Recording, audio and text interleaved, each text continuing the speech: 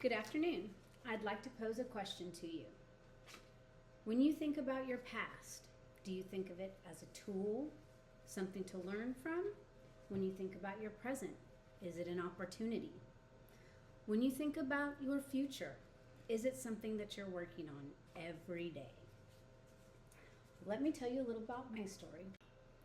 Have you ever heard the phrase, hindsight is 20/20? When I think of hindsight being 20/20, that takes me to the past because that's what it's referencing. When you think about the past, you think about the things that you've learned. These two ladies, my grandmother and my mother, they are my past. They are my past, my present, and my future.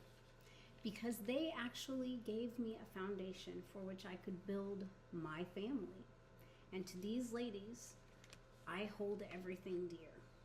They gave me life, they gave me a place to grow and be strong, and they gave me determination to move forward no matter what. With that being said, it takes me to my present. This heart represents my present as well as my future. My husband gave this to me after our first date. He was then quickly whisked away to a war zone, and I was left alone to figure out how to navigate life when he could come and go. 22 years later, this thing still means everything to me because he gave it to me to remind me that I had a piece of his heart with me all the time. So, bringing your past into your present as well as into your future is everything. These photos are of our wedding. This represents our future. These are our exchanging of vows, sharing our wedding photos, our rings, our family.